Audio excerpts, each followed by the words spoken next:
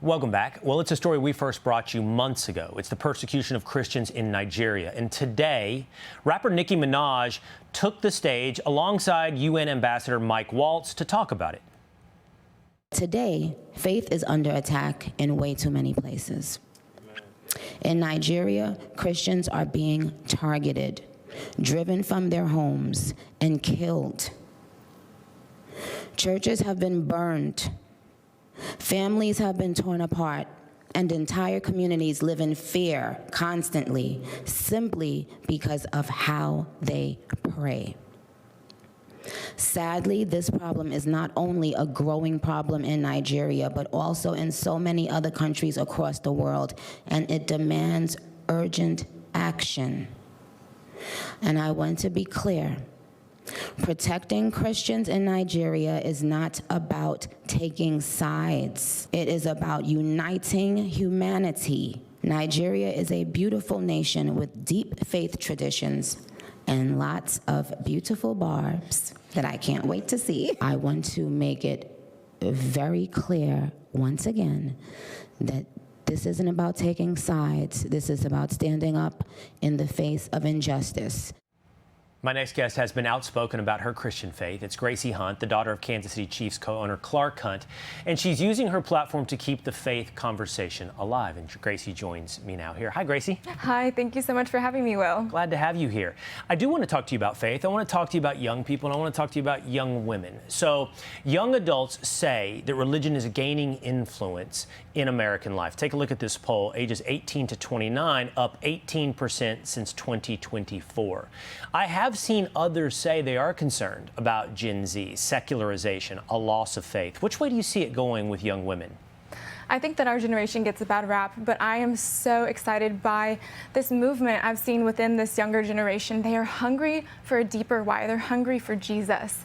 November's Global Bible Month, and Bible sales are up, and I'm just seeing this massive resurgence in young women and young men across college campuses getting baptized, sharing the gospel, and wanting to leave this world a better place.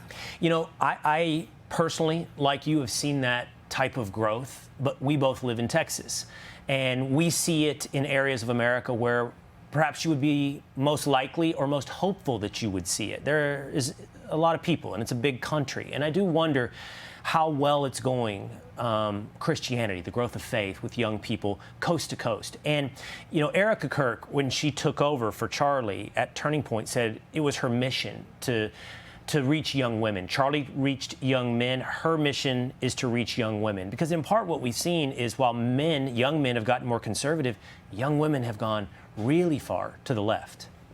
I really respect Erica for all that she's done, especially with creating a halftime show for America.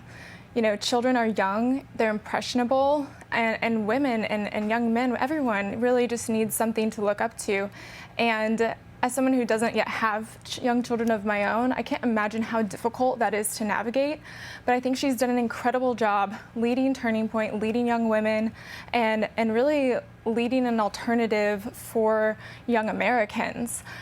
Football's becoming the world sport, but at its heart, it's America's sport, built around family. When my grandfather named the Super Bowl, he intended it to be something that children and families of all ages could come together and watch, and really believed that the game should come first, that football is the attraction, and that it didn't need to compromise its character or rely on cheap appeal to draw an audience, especially when that approach can alienate so much of the fan base.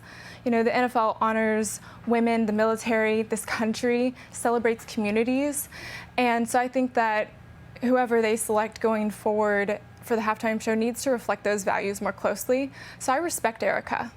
Wow, it sounds like you like the idea of Turning Point's halftime show a lot more than Bad Bunny at the Most Super Bowl. definitely. I'm looking forward to it. And so what would be an example of somebody that you would love to see performing at the Super Bowl in the future? I think that America loves country music. Jason Aldean would be fantastic, or we could even do a compilation of some fun pop. I'd love to see Miss Taylor Swift out there at some point once Travis is retired. Oh, I bet you would. The Kansas City Chiefs and Taylor Swift seem to be a marriage at this point that is advantageous to both parties. But I take what you say about the the nature of football, how it is intricately connected to the culture of America, and it needs to reflect that going forward, the entirety of the experience in the game. By the way, Gracie, you're young, you're doing a lot, you've been on Fox with us on several occasions. Now you're doing something new as well, and that you're entering the world of jewelry. Yes, it has been such a joy to get to collaborate with Monica Rich-Cozen. We have launched this Aim True Arrowhead necklace, and when we first came together, we really wanted to create something meaningful, intentional, empowering, and that was a wearable reminder to aim true towards who you were destined to become. My grandmother wore Monica's pieces, and she's so excellent at storytelling through her artistry. And I actually gave Taylor an engagement present, which was one of Monica's necklaces, because they mean so much to me. That's awesome. And you're wearing one right now, and it looks beautiful. Thank you. Well, it's really good to have you here, Gracie. We can have you around more often. We're both here in Dallas, so thank you so much for being with us today. Thank you so much for having me. Hey, it's Will Kane. Click here to subscribe to the Fox News channel on YouTube. It's the best way to get our latest interviews and highlights. And click to subscribe to the Will Kane podcast for full episodes right now.